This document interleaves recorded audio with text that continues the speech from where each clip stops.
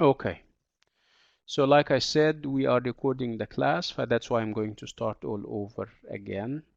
I mean, in terms of introduction, making يعني, my name is Dr. Sameh Abdel Jalil, like you know, and this is EL112, and this is theme 4. Today, inshallah, we're hopefully finishing theme 4 and then making the transition to theme 5. Okay, so how many people do we have? We have 10 people.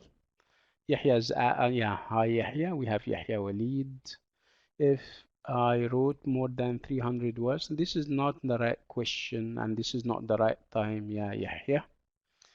Okay, if you have procedural questions, if you have quiz relevant questions, you can always keep them until the end of the class. Okay. Okay, the same applies to everyone. I'm not going to answer any quiz relevant questions. Keep them until the end of the class, inshallah. Okay, let's move. Bismillah. Okay, so this is theme 4, like I said, and theme 4 was all about media. We spoke about media and its different platforms and its different facets, and then we spoke about the relationship between media and the audience and the effect that media has on people, its audience. Spoke at one point about the different uses of media. Media is meant to perhaps spread awareness, educate people, share information, and tell people about the news and update them. And then we moved on to how to read the media, and this was very interesting because, like I said, media has such um, a big impact on people and their lives, and reacting to the media in the right way is advisable. How would you do that? You don't take whatever the media says for granted. You have to have your own thoughts and ideas. You have to challenge the ideas and see whether they are correct or wrong. You shouldn't be taking stuff for granted, whether we're talking about media or otherwise. Okay, you have a thinking mind and you need to think for yourself. We spoke about how to do that, how to expose fake news. We spoke about how to do research on stuff, authentic material. We also spoke about the idea of, you know, recognizing what is, I mean, hope from hype, like they say. I mean, you shouldn't be um, falling easy victims to the persuasions and temptation of the media. You should, again, from time to time, you should challenge what they are presenting. You need to look at the different sources of information that you're getting your information from. There is obviously a difference between, a newspaper article uh, um, and a journal article, written by an expert in the field. Okay, spoke about journalism and the fact that journalists are إلا من رحم ربي are for sensationalism.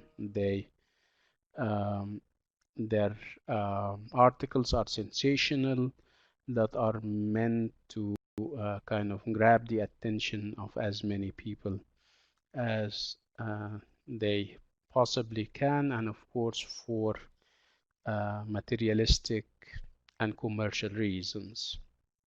And then we made the transition to social media, and this is perhaps one of the ideas that we're going to talk about today, inshallah.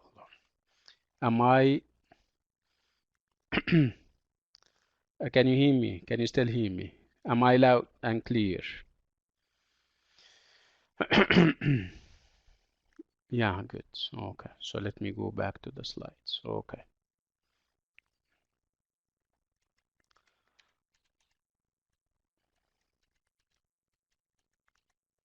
We did all of that. It was obviously writing that we were talking about. Yeah. What did we say about writing? Do you still remember this guy? What's his name? Desmond, and the fact that he was kind of sad for how he's shedding nostalgic tears over the happy old days when people um, wrote letters and they used to meet each other.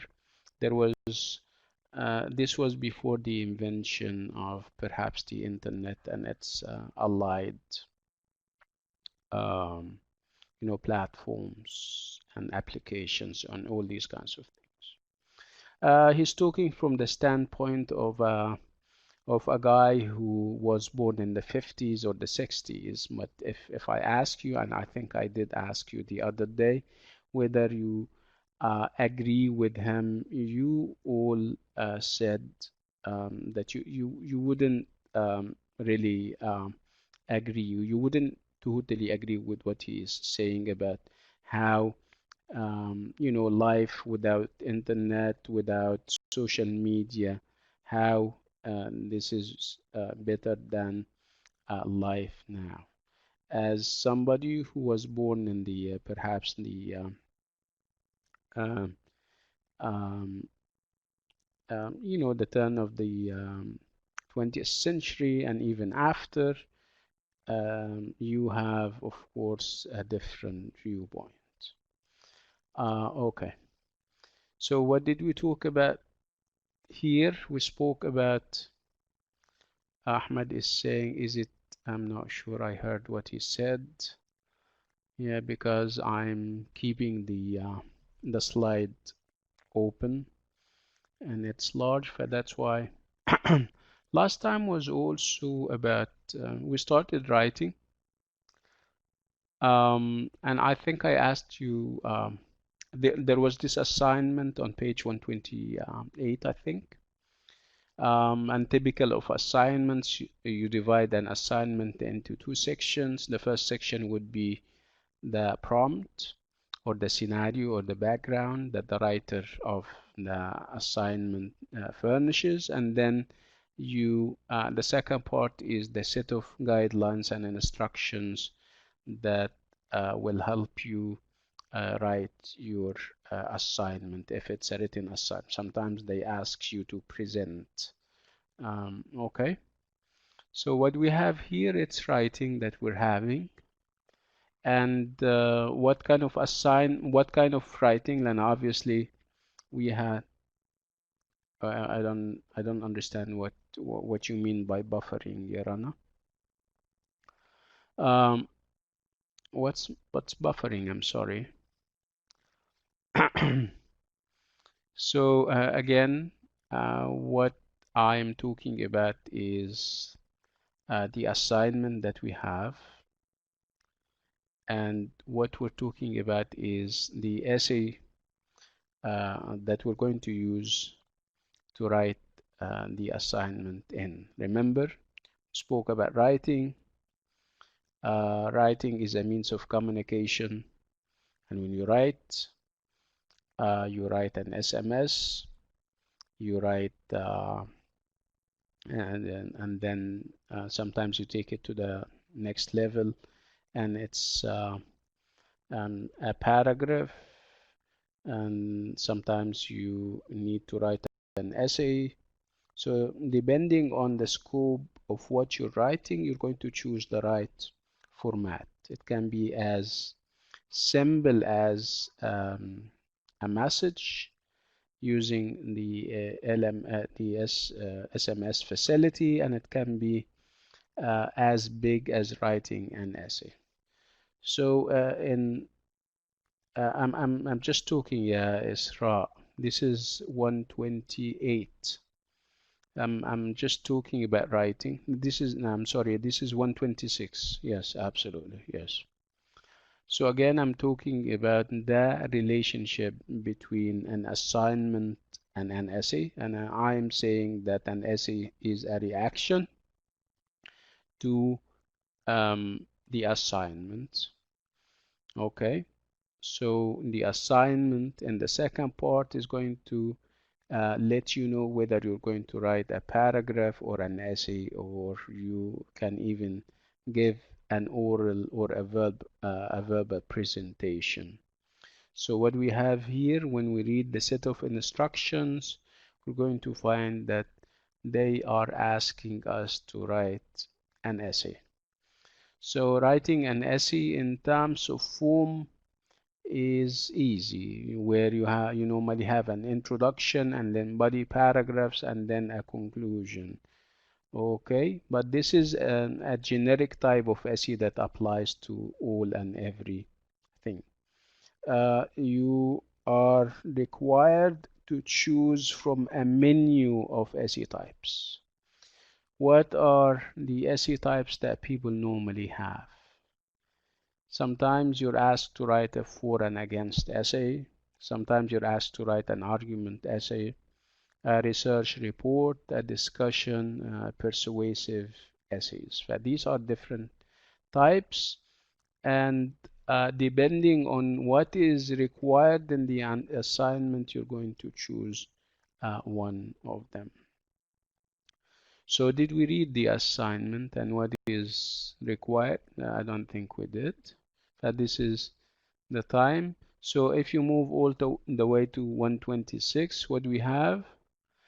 We have the assignment is on the right, on the same page. It says Department of Sociology, and then assignment. And the assignment is social media has improved the lives of young people. True or false? This is so the prompt here is both a statement and a question. They start with an attention-grabbing statement, and they ask you whether you agree or disagree. Okay, so this is the first part. And then the second part, like I said, would be what is required of you. So remember, they are all in the imperative form. Imperative form means that you have a set of instructions. Do this, do that, do this. Okay, so research. So research is command or imperative. Research, what is it that he asks you to research? He asks you to research social media. Okay, that's big. And decide whether you agree or disagree with the statement above. So you're going to study and research social media, and based on your conclusions, what you come out with this studying and this researching, you're going to say whether you agree or disagree with the statement. This is not the end of the story. So you're going to start with researching, but you're not going to stop there. You also have to write an essay. So it's writing that you're doing, and writing what? It's writing an essay to get other people to accept your point of view. So whether you agree that social media has improved the lives of young people or not, you are going to write an essay, a persuasive one that is meant to convince people of your point of view. Okay, is that clear? So when they say write an essay to get other people to accept your point of view, so depending on what you understand from this statement, you're going to choose from the menu of essay types that we spoke about. So I said it even, right? I spoiled it for you. I said what we need if we have this menu of types. So you have for and against, argument, research, report, discussion, persuasive. So what do you think? Which of these essay types are you going to choose to write this assignment? Any answers? Any answers we're getting from you guys?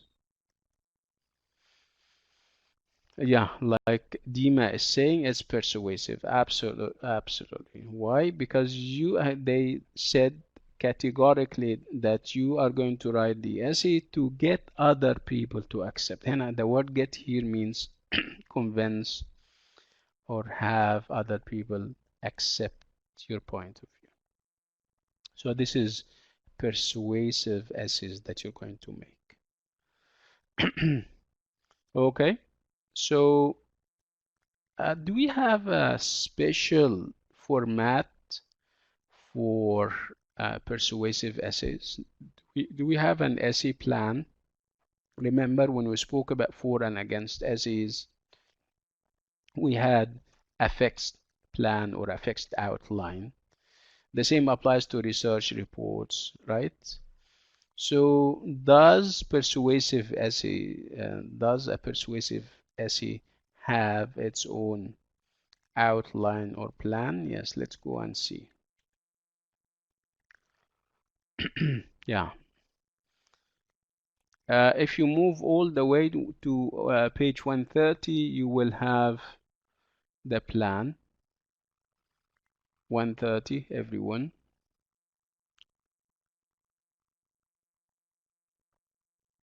Can you see that?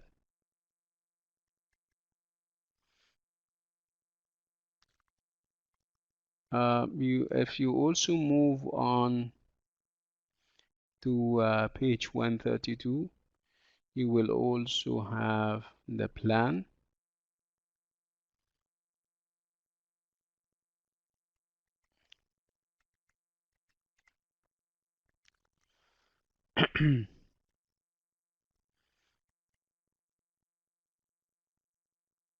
Okay.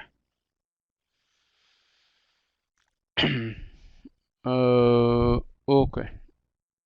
So let's move all the way to if you move what's this 126, 127 to go all the way to 128, everyone.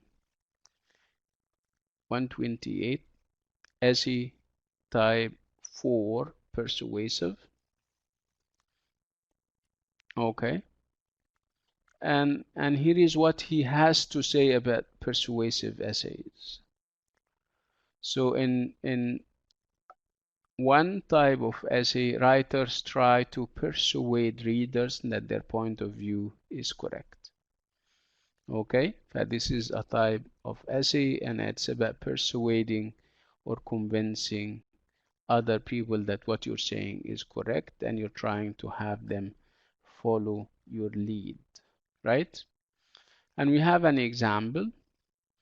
Social media is a positive influence, and this is obviously an essay prompt. This is excuse me, an assignment prompt. Social media is a positive influence for integration of different cultures around the world. So whether you agree or you don't agree, if you agree, you're going to write an essay in order to convince people of that. If you don't agree, you are going to also write an essay and you're trying to convince people that this is not correct. Again, typically and typical of any assignment, you're going to research the topic and decide whether you agree or disagree. Okay, so you yourself have to be convinced of what you are in for. That's why in the assignment they ask you to research the topic so that you can form a good assessment of the idea, so that when you try to convince people of the idea or against the idea, you can be persuasive and you can be convincing. Okay.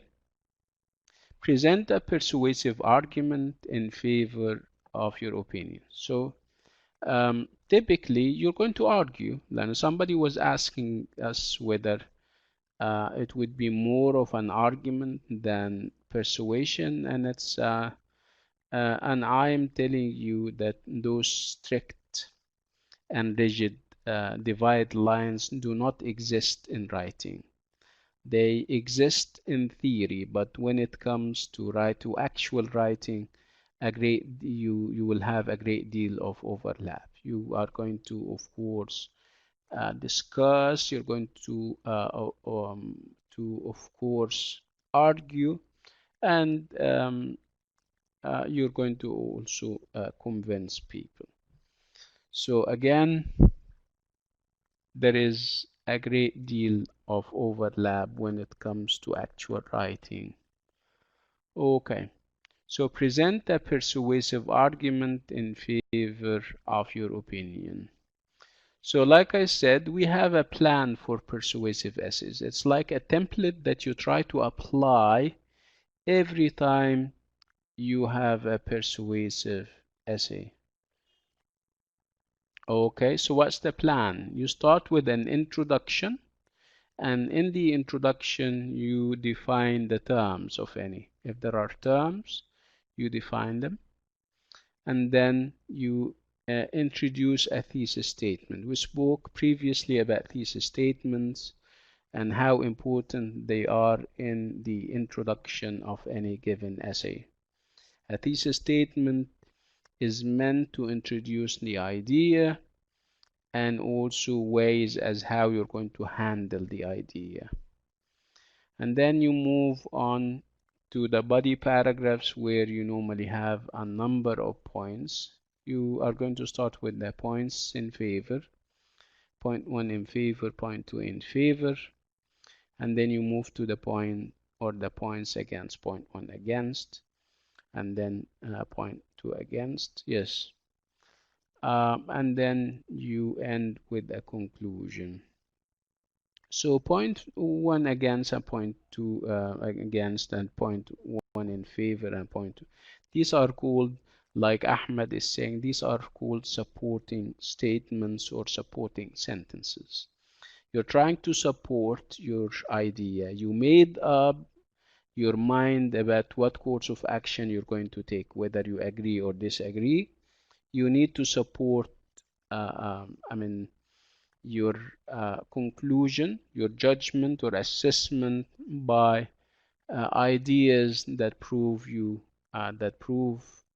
correct in the eyes of your reader. Remember, what you're trying to do is that you're trying to persuade the reader to kind of follow your lead and accept your point of view. So some writers give 1 or more points against in the thesis and then dismiss those points based on the evidence. So whenever you present points against, you're trying to debunk them. You are dealing with them as misconceptions or misjudgments that you're trying to debunk and destroy. So it's about destroying them. You don't present points against in a persuasive essay because you like them or something. You're trying to kind of unpack them and dismantle them in the eyes of your reader. Am I making sense so far?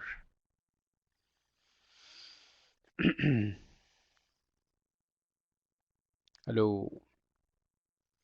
Okay. Al-Ansar Isra is saying yes. Okay. There is this these points. Not sure. Let me check what Ahmed is trying to say. Yes, to assure the reader these points are not true. Absolutely. Yes. Okay. Speaking of support, if you still remember last time and every time we speak about ideas, we say that ideas are meant to be supported by evidence and facts.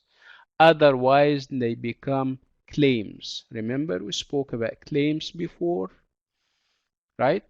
You know what a claim is? When you say that, doctor, I can come to class and I say, I am the best of all possible teachers. Okay, so what? So this is a claim, unless and until I establish my claim. How do I establish my claim? by being a good teacher, by coming on time, by leaving on time, by giving you material, by being convincing. So there is obviously more to a claim than just saying that somebody is the best or somebody is the worst. And it works both ways. You can come and say that, let's say, Dr. Sameh is the worst of all possible teachers. So this is obviously a claim, unless and until you establish your claim. How do you establish your claim, a claim like this? By saying, I don't get convinced with what he is saying. He doesn't come on time. He doesn't leave on time.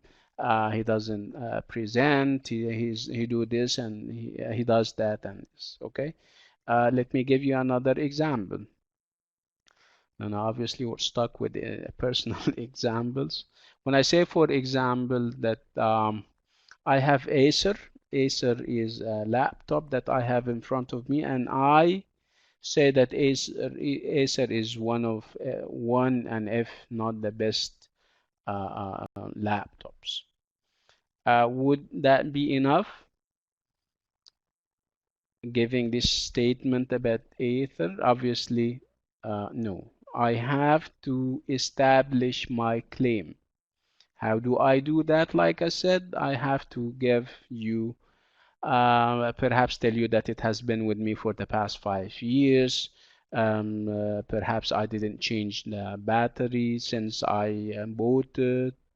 The fact that it has a big screen, and then I start to give you the specifications and how long lasting it is with me, right? Yes, that's correct. But this is what we call establishing a claim. Okay, let's go back to the essay. Okay, so again, you agree with the statement that says that social media is a positive influence for integration of different cultures around the world. You agree with this statement? The agreeing is obviously not enough. You need to support this claim by providing examples and theories and facts and sources that can establish that. Okay, and this all goes under supporting statements. This is all called supporting statements. And where do we usually see supporting statements? Do we see them in the introduction, in the conclusion, or in the body paragraphs? And I am asking you, by the way. Yeah, like Isra and Ahmed are saying that, yeah, they we normally see them in the body paragraphs. Absolutely. So if you move to skill check 2, supporting statements, it says you cannot just give your opinion in an essay, right? So you don't just give your opinion and you stop there. No. In this case, your opinion is going to be regarded as a claim. Okay? You cannot just give your opinion in an essay. You must support your statement with evidence. And this is what we've been talking about, guys, right? How can you support what you're saying? You can quote from an expert in the field, like I said. You normally quote. Quote means that you take stuff from something that you read from an outside source, and this source has to be taken from an expert in the field. You may want to give the results of high quality research in the area. Sometimes you give statistics from reliable sources that would help to persuade your readers of the truth of your argument. So this type of essays is about supporting your claims and your opinions. Your opinions are going to stay opinions, and they may be even regarded as claims unless you establish them and unless you support those opinions. Okay, okay, okay. So let's go back to the essay and see how it is written. It's not a very long essay anyway. I'm not sure if I even can consider it an essay. Look at the essay, and this is, by the way, 126. Look at the essay on the opposite page. All the sentences are grammatically correct and there are no misspellings, but there are other problems with the essay. Can you find any of them? So what is it that we're going to do? We're going to read the essay and judge for ourselves. Can we do that? Yeah, I would like you to go to 127 and read the article or the essay and see what it is all about. I'll give you perhaps 2 minutes because it's not very long. Okay, go ahead. Yeah. I'm not going to talk until you kind of let me know that you have finished reading.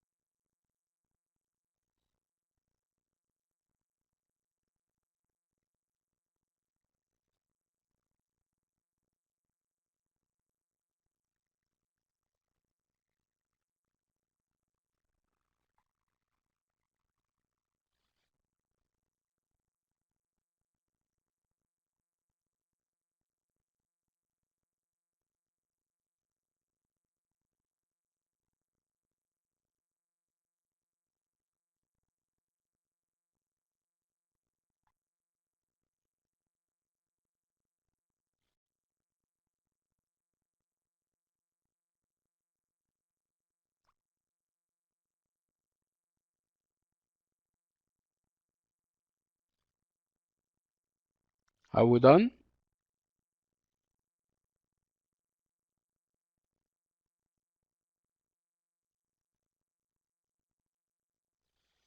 Okay, I think we're done. Okay.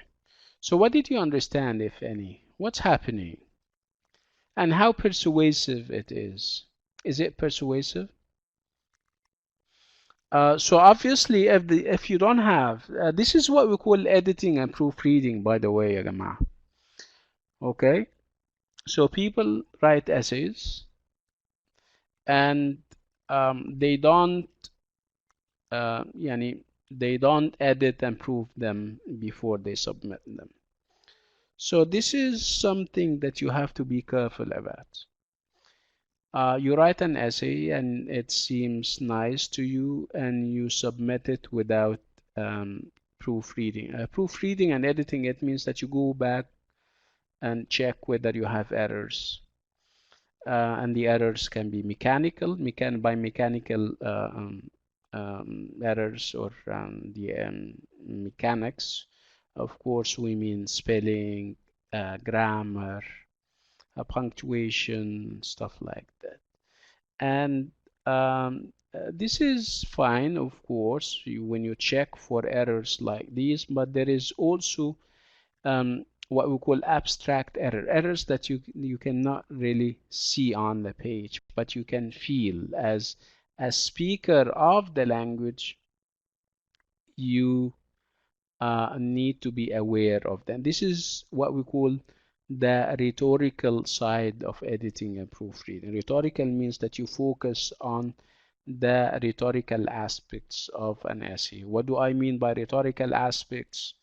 Like I said, the transition between the paragraphs, the relevance, whether your ideas that you're presenting are relevant or not, whether you're presenting enough, support for what ideas uh, um, you have, whether you you're using the right transition words and phrases.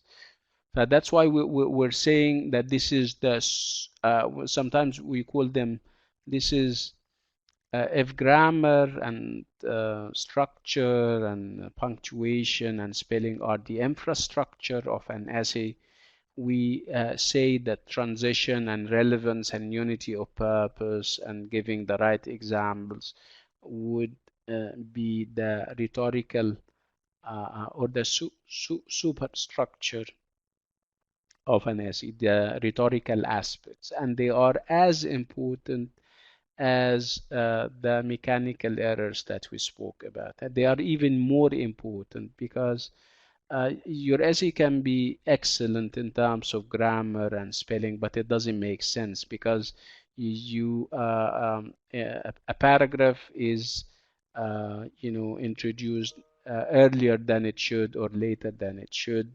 You're not providing the right conclusions. You're not giving the right examples. Your transition and the transitions that you're making between paragraphs are not smooth and they are abrupt, for example. Okay, so again, so what is it that you didn't like about the essay, if any?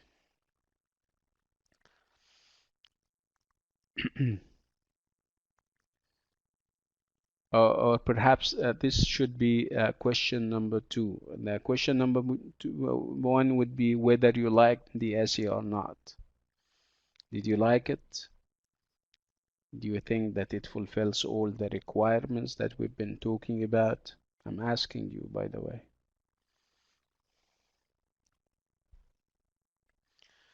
Isra is saying no. So Isra, if you're saying no, you have to elaborate. Yeah, Isra. Elaborating means that you're going to say why you say no.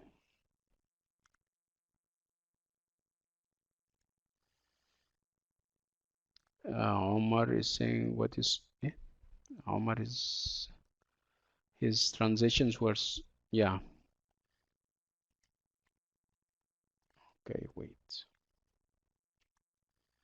I need to see what they say.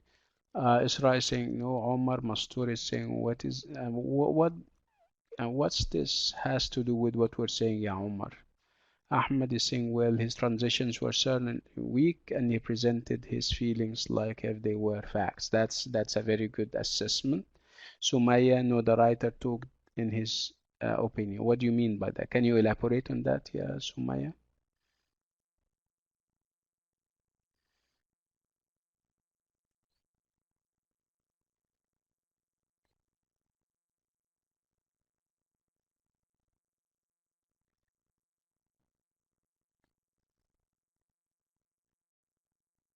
Hmm.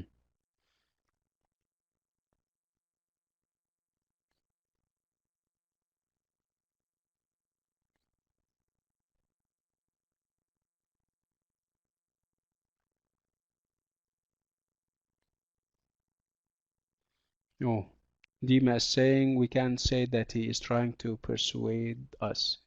You don't feel that he's persuasive enough, yeah, Dima. This is what you're trying to say, right? Okay. Okay. Yes. Okay. Good.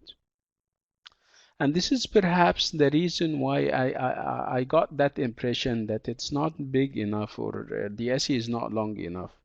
If he's presenting facts, is he's trying to yeah, kind of making the efforts to convince us. His essay could have been longer than that. Am I correct?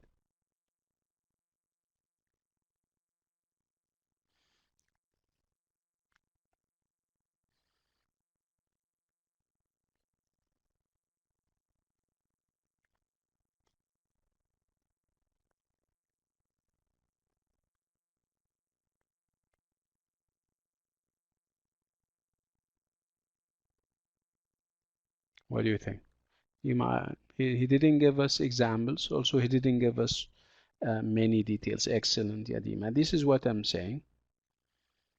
Yes.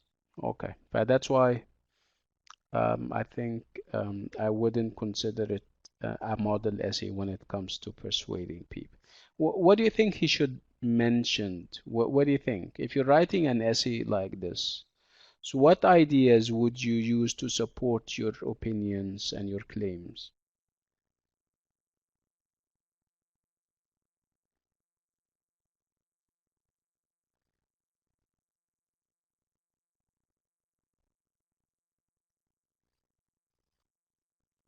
More information, more statistics. Yeah, that's correct and interesting. Yeah, that's good. Okay, let's move.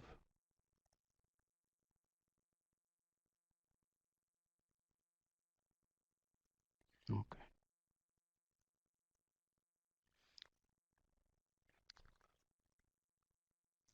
Okay, let's look at the comments.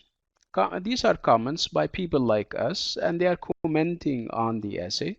Let's read them. This is again 127, and see whether there is correspondence between what we say and what they say, whether they like it or they don't like it like we don't. Go ahead. They have different colors. And read them, read the comments and see what people say about it. Yalla, I'll give you a minute to read the comments. Let me know when you have finished.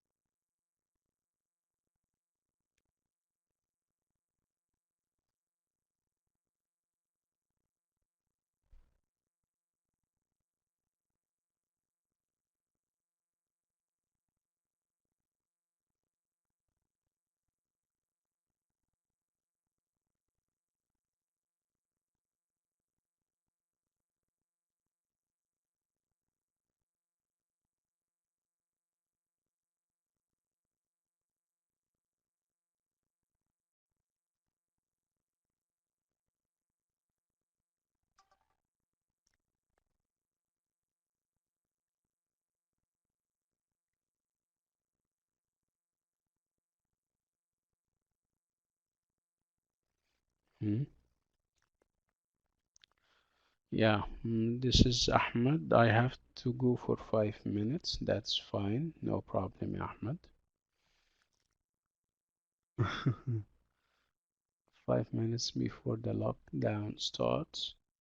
I think, yeah, you mean it will start at 3 o'clock, right? Dima is saying that they are giving facts and yes, yeah, that's yeah, yeah. I'm in Jeddah too. Yes, and they are enforcing it as of today. Yes, I know. Yes. Okay.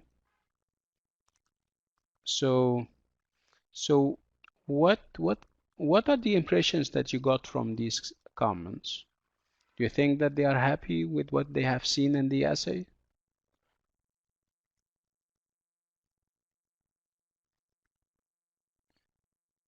Okay, nice.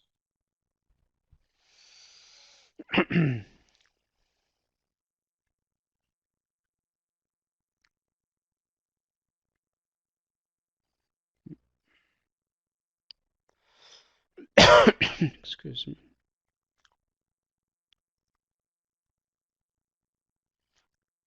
I remember asking 920170943 to go out and come back with a name, which she didn't. Can you kindly go out and come back with a name? Yeah, 92017, or perhaps give us your name.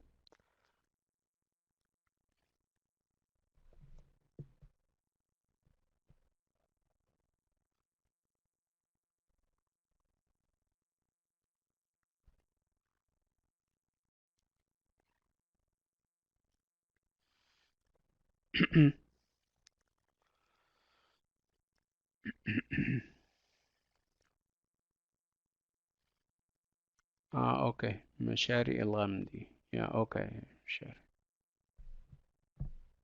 طيب, let's go somewhere else. Now, this has taken long enough.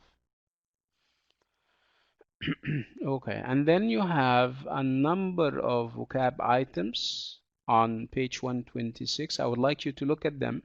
You have words like age group, cyberbullying, emotional language, exist, get in touch with, interact, launch, negative, sensation, to a great extent. So do you have issues with any of these words? Do you need help with any of them? This is my question. Yes or no? No. Ola is saying no. Hi Ola, how are you? Anybody else for that matter?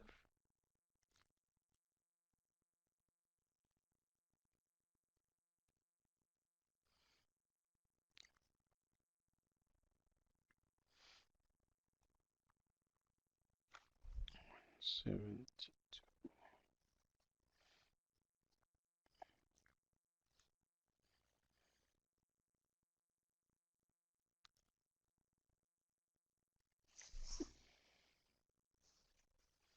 Okay. طيب. So if you believe you don't have a problem, you know what cyberbullying is, right? What's cyberbullying, everyone?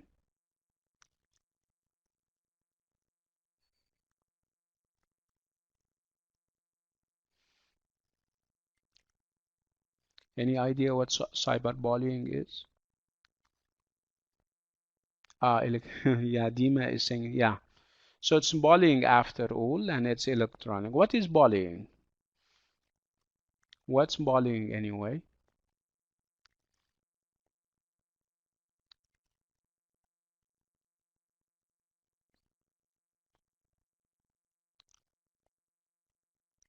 Okay. So you know what bullying is, right? Yeah, when you have people bothering other people, yeah, for no obvious reasons, right?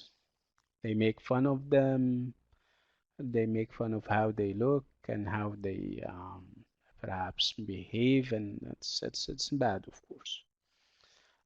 What is even worse now is that we have cyberbullying. You also meet people on the internet who exercise bullying, right? Okay, that's bad. Okay. So what is to launch something? To launch, Launch. Launch, not lunch, of course. I'm sure you're hungry, but it's launch, not lunch.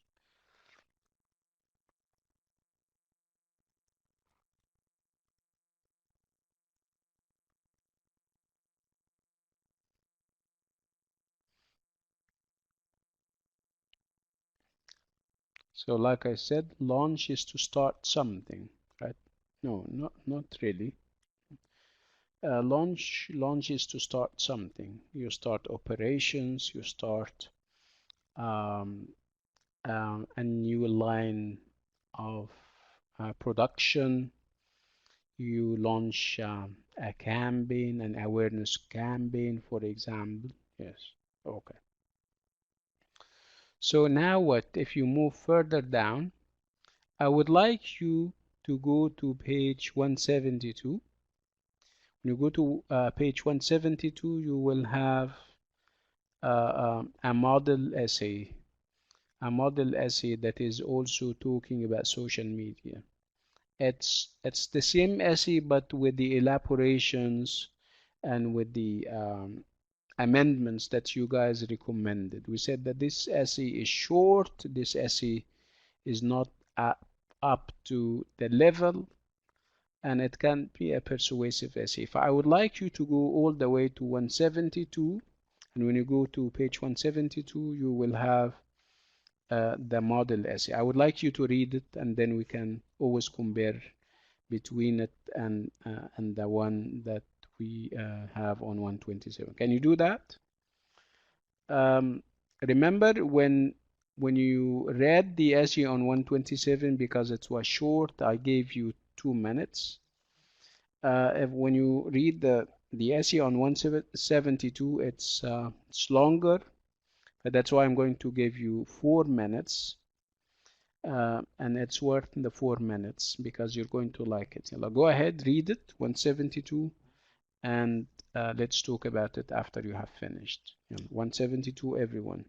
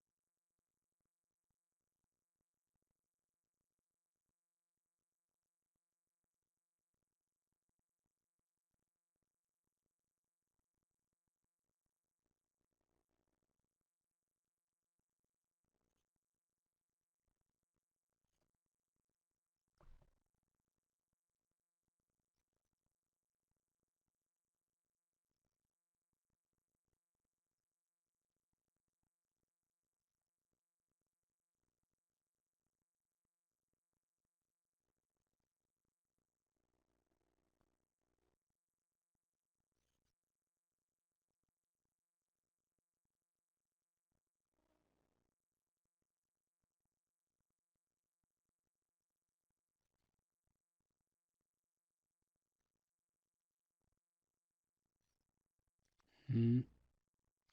Are we done? Type 1 if we're done.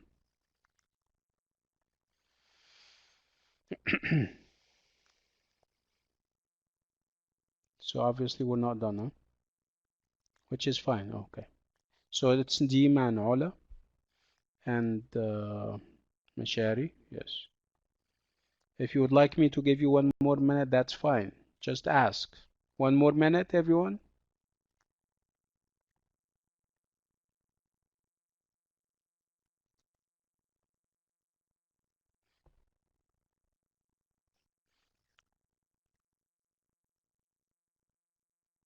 Okay. Okay.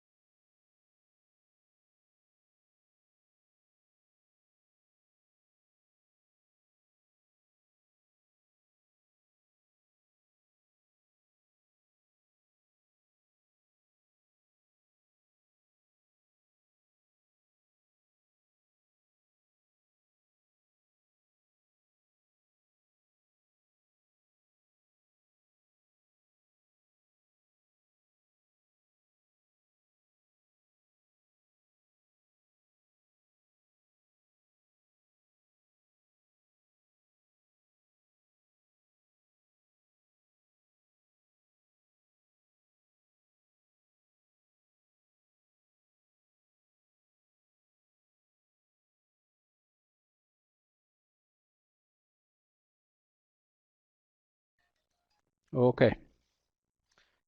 Um, would you like to have a break, Omar? I mean, everyone will have to come to an agreement on that.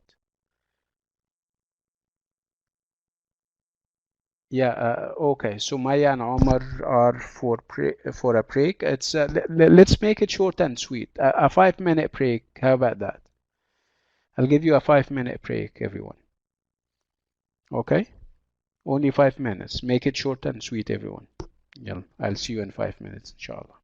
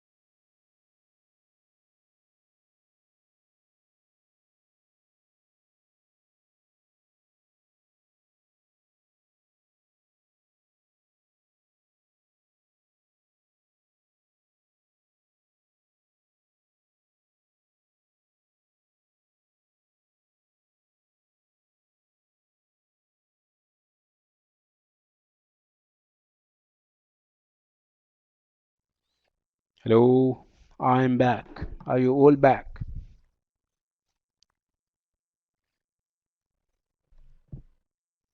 Okay, good. We were on a break for 5 minutes, right? Okay. Hi. So before we left, if you still remember, we were kind of reading the model essay on social media on page 172, right? And we're kind of making some kind of comparisons between the essay that we read on was it 127, I think? So 127 and the other one. So how different they are now that you have finished reading. I'm asking you, everyone. Dima is saying we can say that this is a persuasive essay because he or she explained the idea that he or she agrees with. Um, this essay gave us facts, examples, and details. Yes. Muhammad is saying it has more details and every paragraph has an introduction. That's interesting.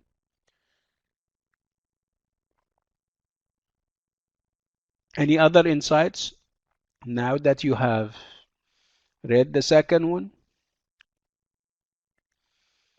So the second one, like you're saying, is more elaborate, is more um, persuasive, obviously, right?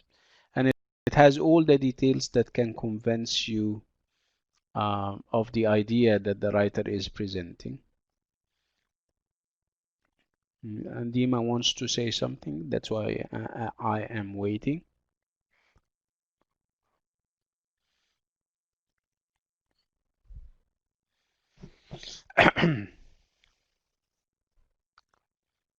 There are there are thesis statement and topic sentences. That's interesting, Edima.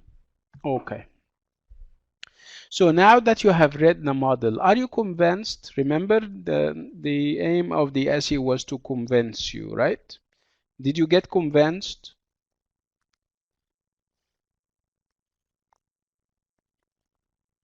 Okay, interesting.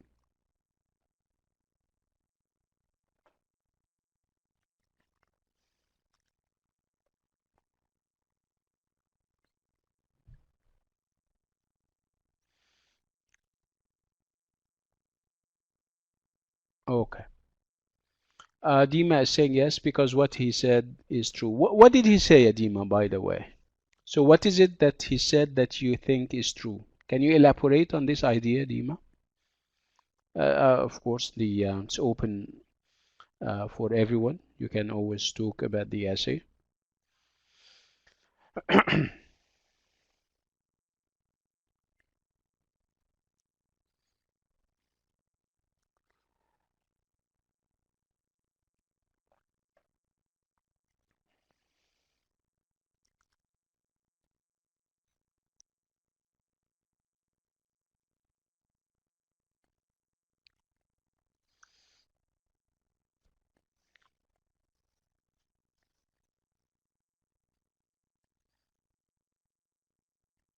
Yeah, Dima is saying that according to the writer, the social media extends our social skills.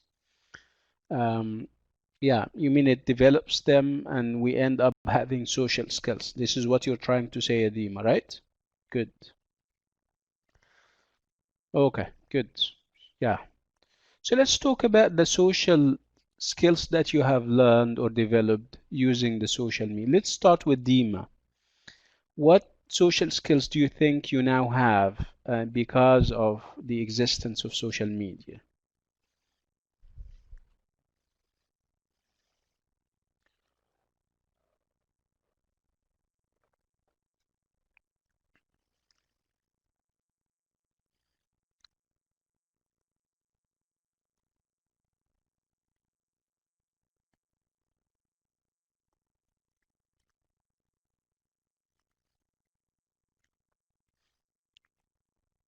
Okay, Dima is saying that she now has more friends than before, and this is a skill in and of itself, and the ability to make friends. The ability to choose what type of friend to have. That's interesting. Yes. Yeah, it's a social media skill, sorting out friends, right? Yeah, that's interesting. Okay. Any other insights? Any other contributions, everyone? Okay, that's interesting. Dima is also saying, especially from my family, there are many from there are many of her family that live in different countries, and it's through social media that she can reach out to them. Yeah, that's interesting. Yes, good. Let's move on. Okay, so let's move to this page. This is obviously 127, 128. We spoke about this type of essay, persuasive essays. And then if you move further down, we spoke about supporting statements. So if you move further down towards the bottom of page 128, you have a number of vocab items. I would like you to look at them and see if you need help with any of them. You have word like embody, character, dismiss, event, in favor of, persuasive, positive, and result. Do you have any issues with any of these words? We already spoke about bullying and what a bully is, right?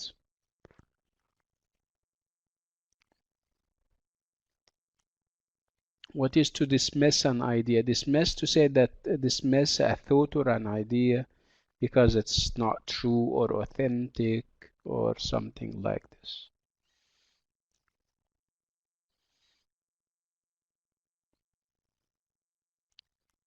Okay. And then we move to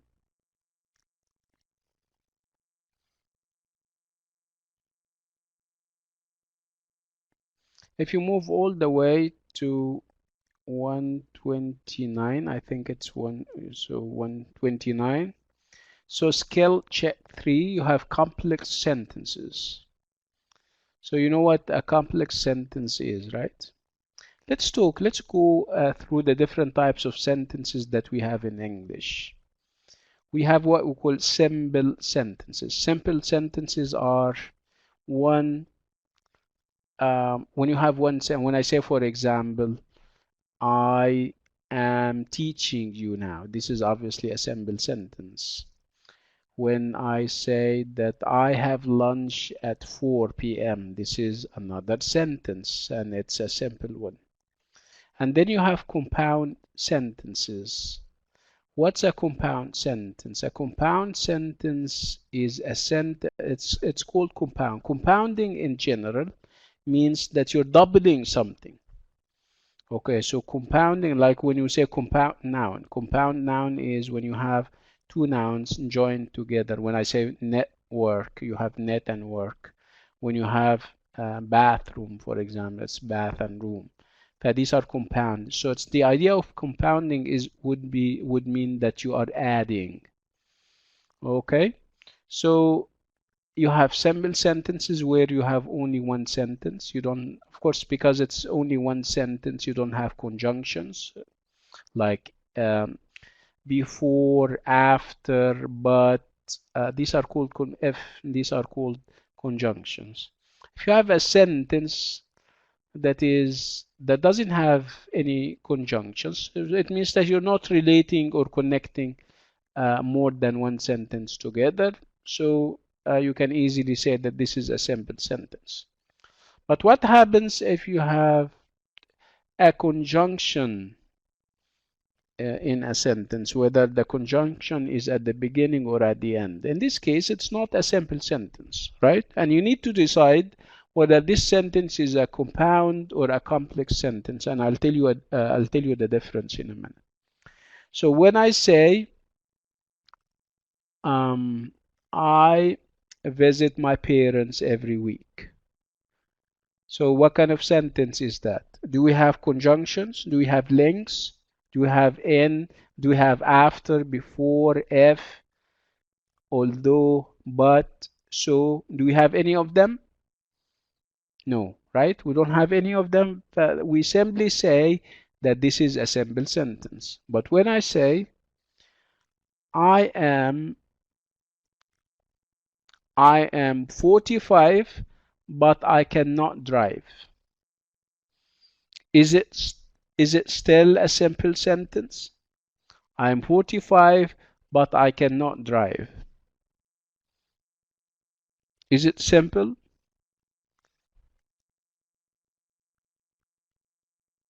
What do you think? No, it's not simple. Right, very good. Why? Because we have a conjunction. What's the conjunction that we have? No, it's not simple. If I say I'm 45, but I cannot drive, this is obviously not a simple sentence because you have a conjunction, right? Okay, so you need to decide, yeah, if it's not a simple sentence, you need to decide whether it is a compound sentence or a complex sentence. What's the difference, if any? In a compound sentence is made up of two complete sentences, and then you have a conjunction in the middle. You have, what do I mean by two complete sentences? I mean that every and each sentence of the two can stand alone. It has its full meaning to it. Let's talk about the sentence that I told you. I said what? What did I say? I am 45, but I cannot drive. So I am 45 is a sentence, and it's a complete sentence, right? It is a stand-alone sentence, right? It's an independent sentence, we call it. When I say I cannot drive, it's another complete sentence, right? It's independent and it can't stand alone, right? So whenever you have two independent sentences, two complete sentences, and they are joined together by a conjunction, we call them a compound sentence. Okay, do we have specific conjunctions that we can look out for when we talk about compound sentences? Absolutely. Yes. We have conjunctions like but, for, or, but, for, or, so, yet, which means but. Okay? And.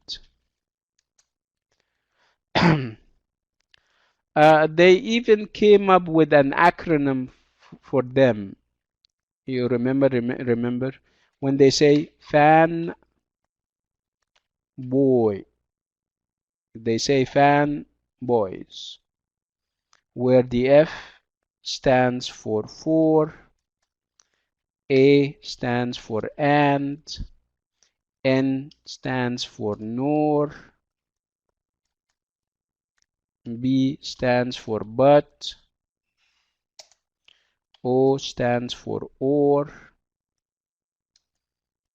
Y stands for yet, and S stands for so. Okay, so this is called fanboys.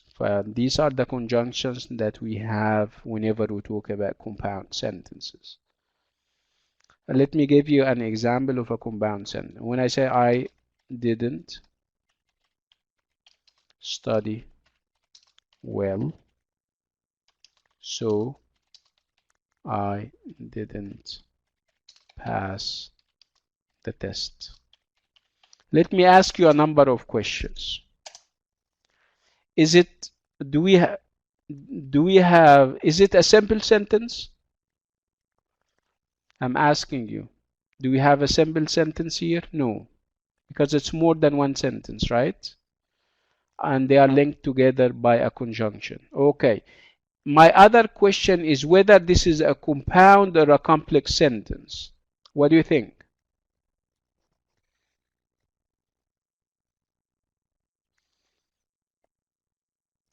It's a what? A compound or a complex sentence? Compound, yeah. Why? Because we have two independent sentences. Can you say them? What's the first sentence? What is the first independent? I didn't study well. It's a sentence in and out in its own rights, right? I didn't study well. It's a full sentence. It makes sense.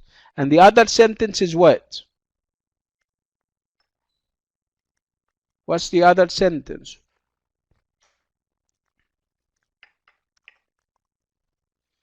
It says I didn't pass the test or the exam. It's a full sentence. It's a complete sentence, right? And it has a conjunction. What's the conjunction that we have?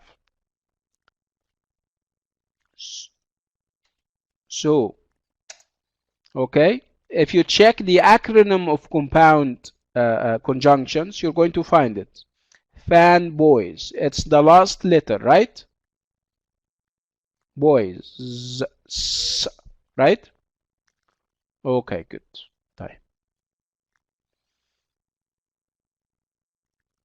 Okay, good. Let me move to compound sentences. I think I don't need to talk about compound sentences.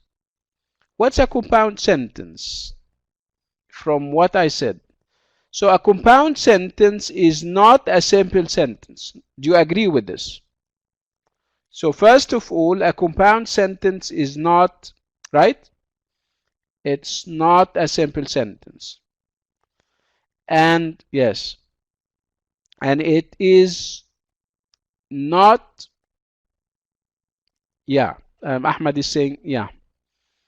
Perhaps we need to tweak it a little. This would apply more, ya Ahmad, to compound sentences where you have two simple sentences, two independent sentences, right? But with um, complex sentences, the two sentences are not independent. One of the two sentences is, we call it dependent. Dependent in the sense that it doesn't stand alone. You cannot have it. I'll give you an example. I'll give you an example of a complex sentence, and you guys judge. I want you to judge for yourself. When I say, I will not eat if you don't come. Okay. I will not eat if you don't come. This is what? This is a simple sentence?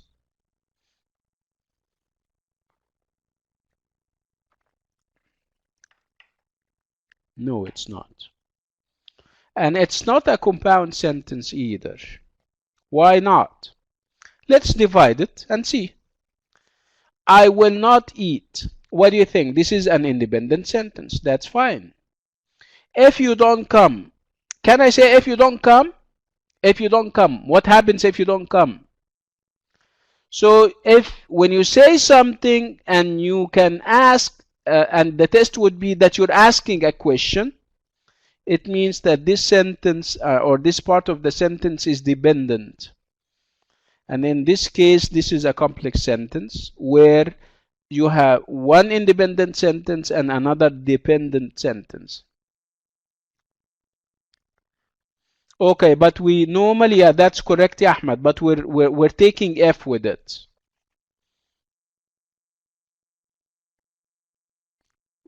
Okay.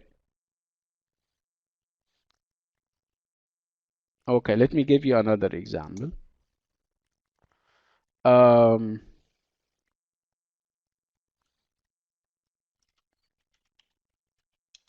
Before I went to the club, I had done my homework. It's a very school, it's a schoolish example. Yeah, before I went to the club, I had done my homework. Very, very school-like.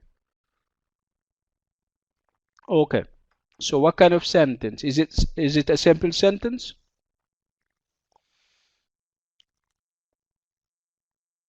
No, it's not, right? Okay.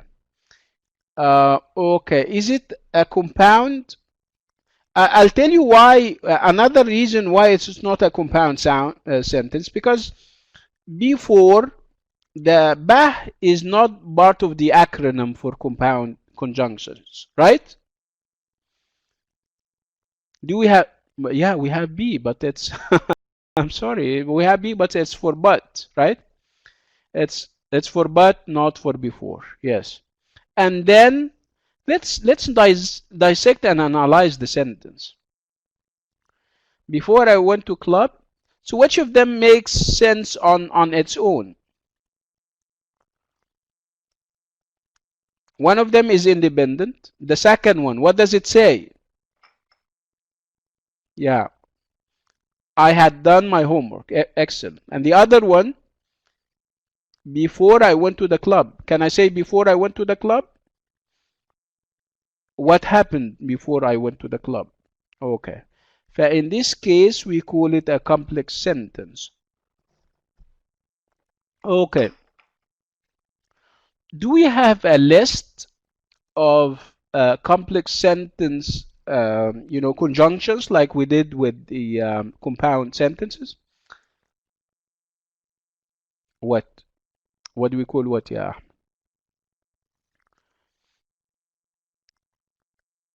The list of conjunctions for complex sentences is so big. Before I went to school, we call it dependent. We call it a dependent sentence because it depends on another sentence for meaningfulness.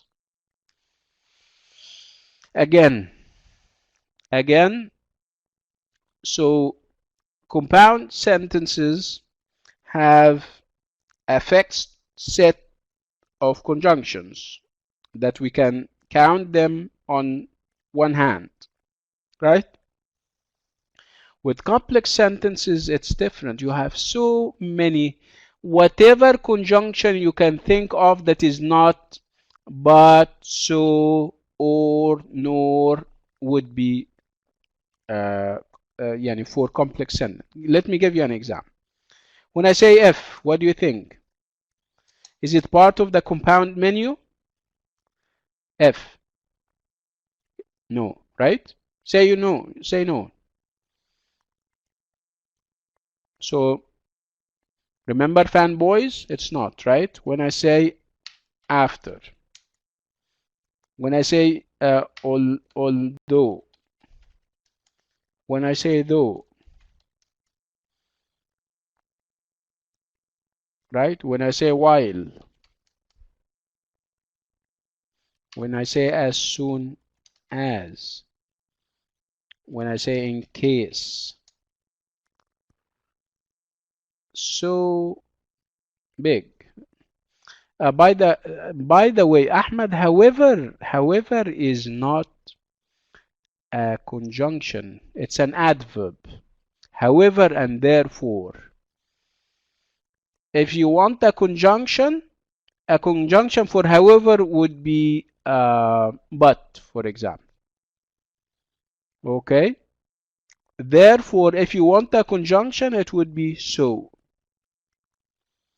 I'll tell you why, Ahmed. Whenever you use however and go and check, however does not connect sentences. You finish the first sentence and then you put a full stop and then you start with however with capital letter. That's not a conjunction. Okay, does this make sense? But look at before and after and when, and look at but and so. Okay, you're going to find them. You don't close the first sentence with a full stop. No, they go together, and the conjunction is in the middle. Okay? طيب. طيب. So are we going to talk about all the conjunctions? How? Let me ask you this very interesting question. But how do we use the conjunction? Why would I use at one point before and at another point after? Why wouldn't I use, for example, if instead of although? Do we have rules? In other words, are they interchangeable? Interchangeable means that you can use the one for the other. Can I use the one for the other? No, of course not, like Isra is saying. Because there is a sense of logic to them. Okay, it depends on the relationship that you're trying to establish between the sentences. Okay, if you have a relationship of condition where one sentence depends on the other, yani when I say, for example, let's say before I use anything, I meet him, uh, or let me give you another example. I know that he is in the meeting. I don't come. I know he is in the meeting. I don't come. Two sentences, and I'm trying to join them together. What's the relationship here? It's a relationship of condition. A condition has to be there for the other action to happen. Okay? Okay?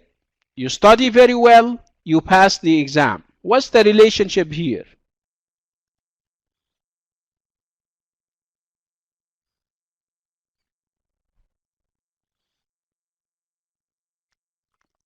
Yeah, it can be a relationship of condition.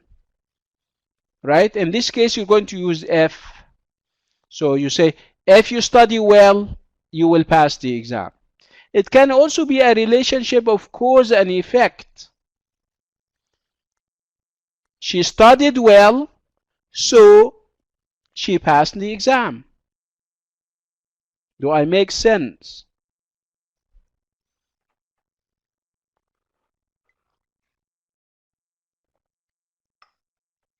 Okay, so what are the relationships that we have in sense? Whenever you read a passage, you also need to be able to detect the relationships that you have in a reading passage.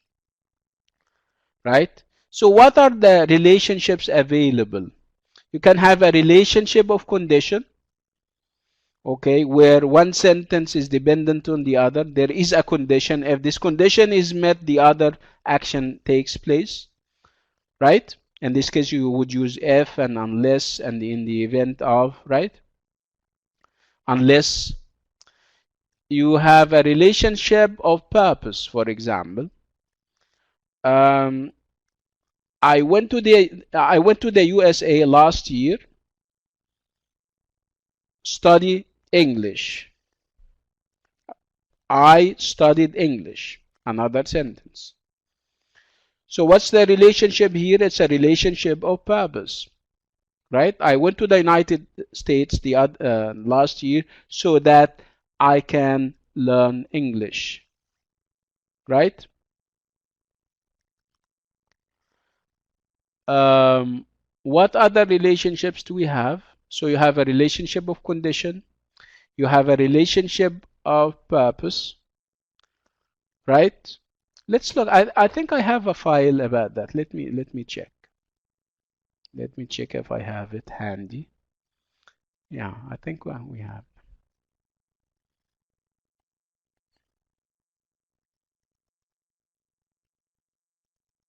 For some reason it doesn't open. I don't know why. Please open. Can you open, please?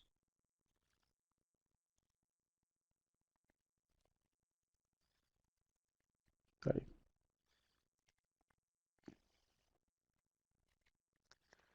Why doesn't open?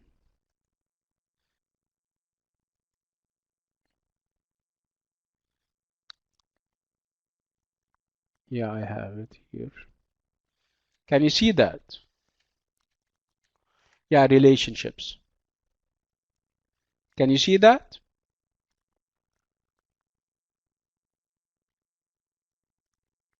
These are the relationships that we have. You have relationships of purpose, you have relationships of cause and effect, you have relationships of condition, you have relationships of explanation and description, you have relationships of concession and contrast. So with purpose, you're going to always have so that, in order that, okay, with the purpose that. With cause and effect, you will have, of course, um, you know, because and so, right? Condition, you would have if, unless. Explanation and description, you would have um, for, yeah, and sometimes you use even what's that? When you use relative pronouns, for example, I met Ali, who is a manager in our company.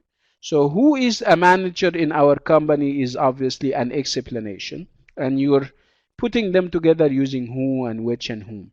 You have concession and contrast when you use although and though, while, whereas, in order to express contradiction and difference when you use but. Okay? So like I said, with purpose, you would use conjunctions like to, in order to, so as to, so that, in order that. Okay? Purpose to, in order to, so as to, so that, and in order that. Uh, are you getting the idea? Okay. So what do we need to do? We have, from now on, and this is actually what I want you to do, whether this is English or any other subject that you're taking, whenever you have a text and you're reading a paragraph or an essay, you need to detect relationships. You need to, you have to be, um, yeah, your reading should be smart. And smart reading means that you try to detect the relationships that you have. Okay? So if you have two sentences and they are related to each other, you have to know why they are related the way they do. Okay? Uh, and the conjunction is going to help you. If you have if, you know that you have a relationship of condition, for example. If you have when, you know that there is a relationship of time, right? When you have before and after, you also have a relationship of time, right? Am I making sense? So texts are about relationships that you try to detect. You yourself, when you write an essay, you establish your own relationships, right? Okay, good.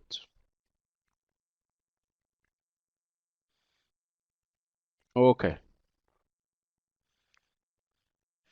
So complex sentences. So this is again, we're on page what?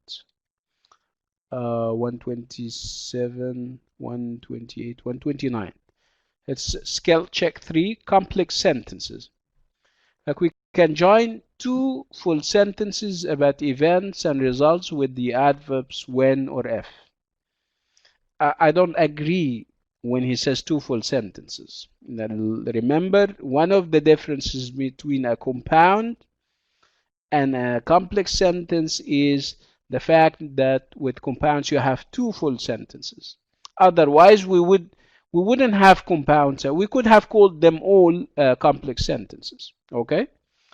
Okay, let's go beyond this. So he wants you to kind of connect sentences using if or when, right? When it says some young people use social media, these young people get in touch with people with similar interests. Okay? So when, and he's trying to kind of establish relationship, when young people use social media, they get in touch with people with similar interests. Okay? If young people use social media, they have hundreds or even thousands of friends. This is F, right? It's a relationship of condition, right? Are you are you getting the idea? Okay. So he doesn't talk about it يعني, in details like we did. I mean, he focuses on the functional use of if and when. But when we spoke about it, we elaborated. So let's move to G. What do we have G? What do we have in G? Using when and if. Complete the sentences with an appropriate ending. You can unfriend someone if you can unfriend someone if what happens? Remember, there is a condition after if. It's a relationship of condition. If he or she misbehaves, for example, I mean, the sky is obviously the limit we have. So, yeah, if he is a bully, if he bullies, yeah, absolutely. طيب, let's move on. When you join Facebook, when? He starts with when. What happens when you join Facebook?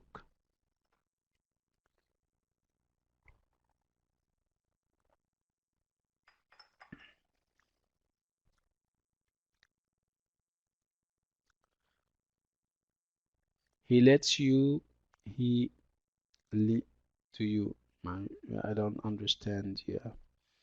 He lies to you. Mean the يعني if he lies to you, yeah, yeah, that's yeah, we're doing the second one. What happens when you join Facebook? You meet so many people, you make so many friends. So if you have a problem with an assignment, the condition would be that you have a problem. If you have a problem with an assignment, you do what? You perhaps go and talk to your teacher about it, right? You ask questions. Yeah, that's correct. You can only use 140 characters when you can only use 140 characters when you post on Twitter, I think, right? The limit would be 140. I'm not a Twitter guy, that's why I don't know what the rules are, but this is what I heard, right? Okay, let's move on. If you spend all your time on social media, if you spend all your time on social media, I don't know what will happen. It's bad, right? Spending all your time on social media is bad, right? You will get addicted and you're going to lose perhaps your job. Young people should not give too much personal information. Yeah, absolutely. Yeah, if you're online, you shouldn't be giving too much information. Absolutely. Okay. So what we have here, I think we're nearing the end of the unit. Yeah, this is this. Building background knowledge. Really, what does the girl in the picture feel? Look at the girl. How does she feel? What do you think? She feels happy, sad, you don't know, bored, perhaps. Yeah. Frustrated. And frustration is big for a child. Yeah, Ahmed. Yes. Right. Sad, perhaps. Okay. I mean, what I'm trying to say is frustration is too abstract. Yes. Okay. Okay. So what is she doing on the computer? What do you think a child like this would be doing on a computer?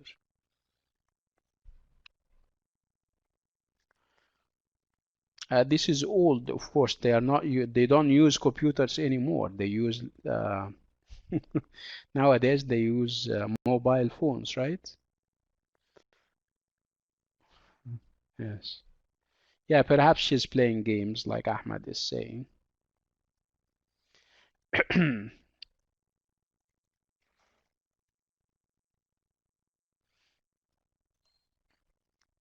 Okay. We have an assignment. Can you see the assignment?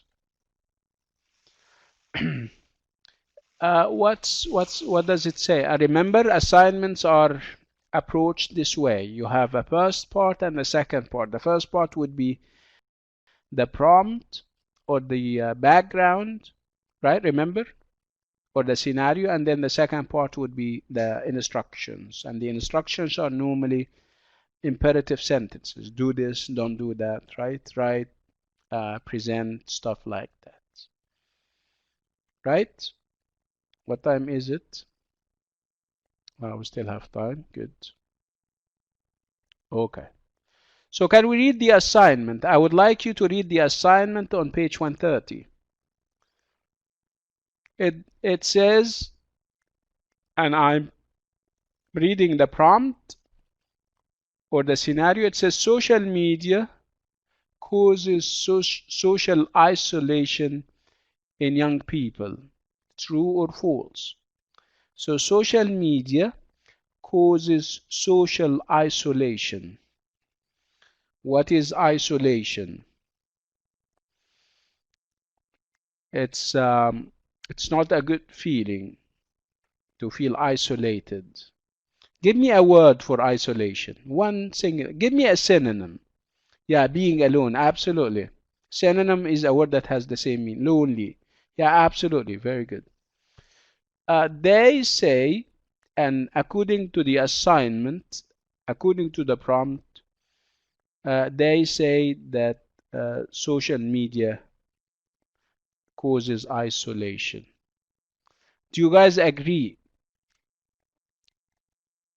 Do you agree that social media causes isolation? But how? How? You normally meet people on social media. So how can you feel isolated? Can you elaborate on this idea, Muhammad Haidar and Ahmed Al Hamid? How can you be isolated and you are surrounded by hundreds and thousands of online friends? Can you elaborate on this idea?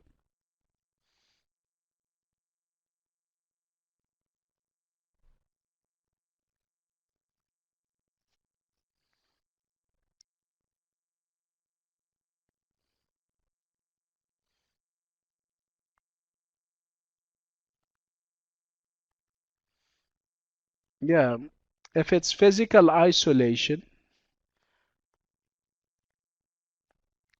yeah, the fact that you over time you wouldn't have the appetite to go out and talk to people in person, right? Yeah, that's correct. Muhammad is saying what I'm saying. The fact that if people stay too long on social media, they wouldn't have the interest to go out and mix with other people, right? Um, Ahmad Al-Hamid is saying that his connection is very slow and he can barely hear anything. We're leaving in perhaps 5 to 6 minutes, yeah, Ahmad, if you can bear it up with us. Alish. Okay. So it's Allahu Akbar, Laz. It's physical isolation, like Muhammad is saying, and Ahmed as well. So yeah, it can cause I mean social isolation. You develop very bad habits. The idea that if people visit you, for example, visit your parents, you don't go out and talk to them. You feel shy and embarrassed. These are all bad effects of social media, right? No. Okay, good. So this was the first part. The second part was research the topic, then write an essay giving your point of view based on your research. Okay? Why don't we do something like that? Can we write? Can we? I would like you to read the assignment and write an essay, because obviously this is what he wants us to do. And what kind of essay are we going to write? It's going to be persuasive essay, because whether you agree with the statement or you don't, you're going to try to convince me, persuade me to accept your point of view. Can you do that, everyone? Can you do that and we can see it and discuss it tomorrow? You know what I can do? If you're going to write the essay, I'm going to have it like an hour earlier, and then I can have it on the PowerPoint. I can somehow scan it and I can put it on the PowerPoint, and then we discuss it. How about that? Who is willing to write an essay on that topic?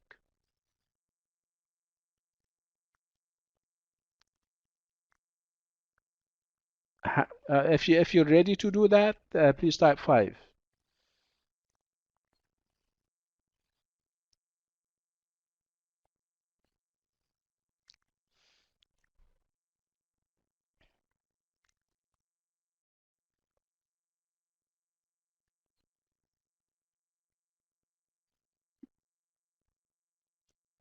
You either didn't hear the question or you guys are not interested.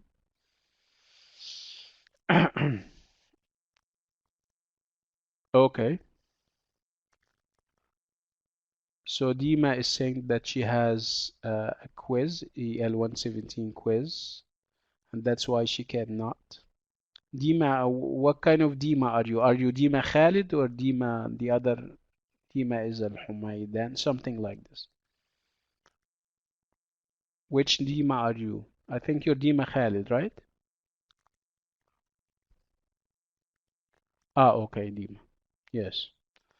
طيب, no problem. At least طيب, we'll talk more about that, inshallah, tomorrow. We have a class tomorrow at 10 a.m. for those who will come.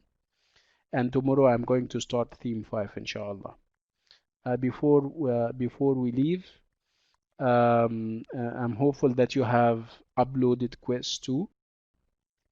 And those who didn't do quiz 1, like I said, can write 2 essays.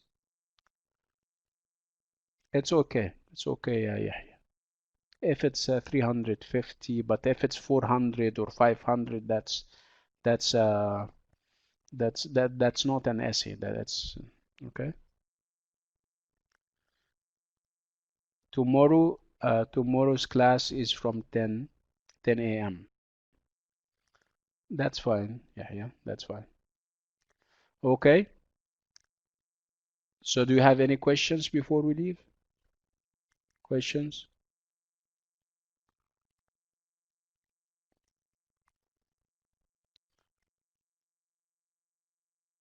This is too much, yeah. 550, Muhammad Salim. This is too much. This is I don't know how to describe that. That's a project for um, I don't know. It's a master's degree. Okay, anyway, let me see. Will your teacher will see. And are you Riyadh or Jeddah or what?